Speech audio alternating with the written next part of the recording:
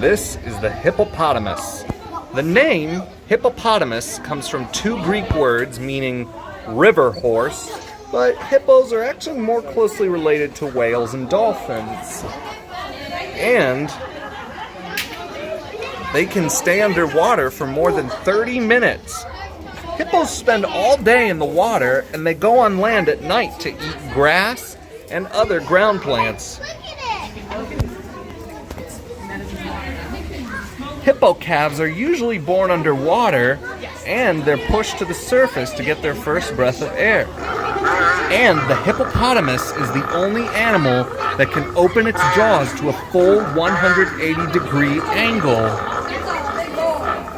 They are equipped with large canine teeth that are mainly used as weapons in fights.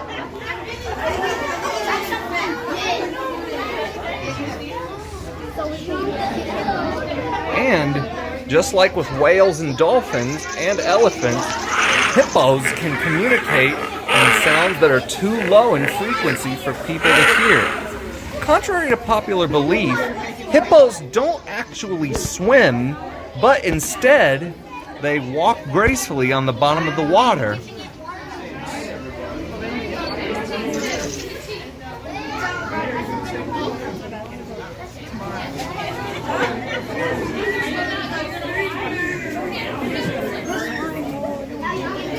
And in the wild, when they eat grass, they crop the grass with their upper and lower lips.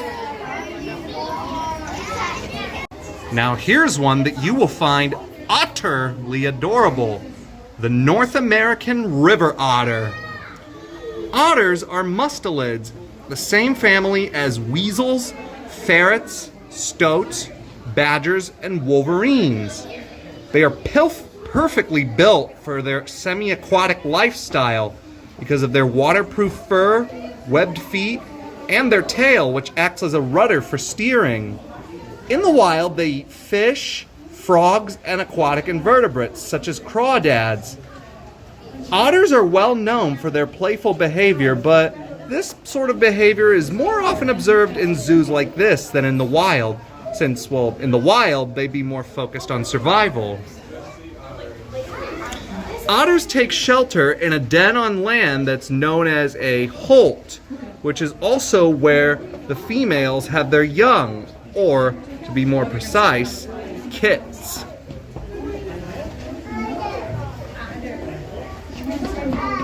Okay, we got a jumbo-sized order to fill. This is the African elephant. More specifically, Renee, the matriarch of this herd, and cute little baby Kurka. Baby elephants can weigh over 400 pounds at birth, and they get plenty of care from every member of the herd. Some even nurse calves that are not their own. Now, of course, it does take an elephant calf a little bit of time to master trunk usage, so when they're super young, they have to bend over to get a drink. But once they're older and have mastered the usage of their trunk, well, they can get a proper drink and get a shower. I think Kurka's posing for you. Oh yes, thank you so much, Kurka. Female elephants like Kurka and Renee live in family herds that are led by the eldest female, and Renee is clearly the matriarch. Male elephants live alone, always leaving the herd upon reaching maturity. In the wild, elephants mainly eat grass, tree bark, branches, leaves, and roots, and an elephant can consume up to 300 pounds of food each day. African elephants are said to have ears that look like the map of Africa. When they feel hot, they flap their ears forward, and the cool blood flows through the rest of the body. And of course, elephants throw dirt on themselves as protection from the sun and biting flies.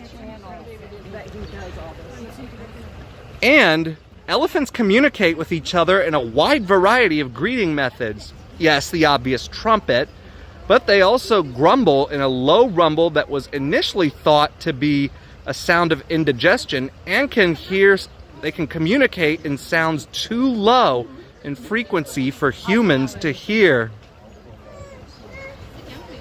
And elephants form very strong social bonds. And it is true, elephants never forget. And even though there's no such thing as an elephant graveyard, elephants do indeed mourn their dead. Indeed we are.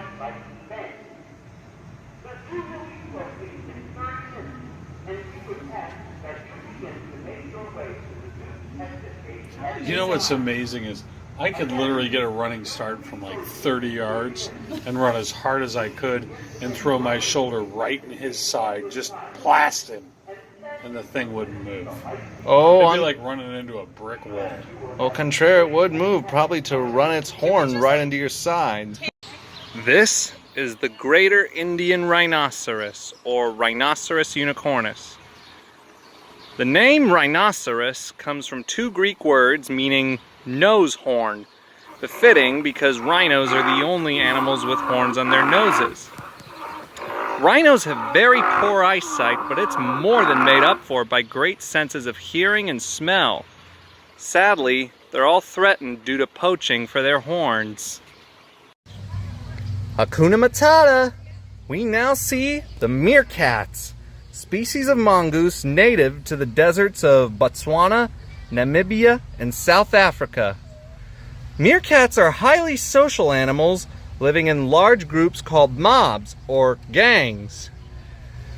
Whenever they go out to forage for food, at least one meerkat will stand sentry to watch for predators, such as birds of prey or snakes. In the wild, they mainly eat insects, scorpions, spiders, and small rodents. And they're even immune to scorpion venom. Usually, within a mob, only the dominant pair can breed. Here, It's funny how she does her little U-turn. I think it's time we cover the bare necessities as they've come to us. These are the grizzly bear and the Kodiak brown bear, both of which are native to North America. Grizzlies, to be precise, are native to Montana and Wyoming and a few other western states, as well as Canada, while the Kodiak, true to its name, lives on the Kodiak archipelago. But, as is the case with all brown bears, they are omnivores, and in the wild they mainly feed on berries, roots, sedge, insects, fish, and carrion. Every year they eat a lot during the summer and the fall so as to build up layers of fat for their hibernation, which is also when the females, like Montana and Cody, have cubs. And the main way that a bear finds its food is via its keen sense of smell. In fact, a bear's sense of smell is 10 times that of a bloodhound. While not endangered, grizzlies and Kodiak bears are threatened mainly due to their growing familiarity with tourists. So when you're camping in bear country, always make sure to store your garbage carefully.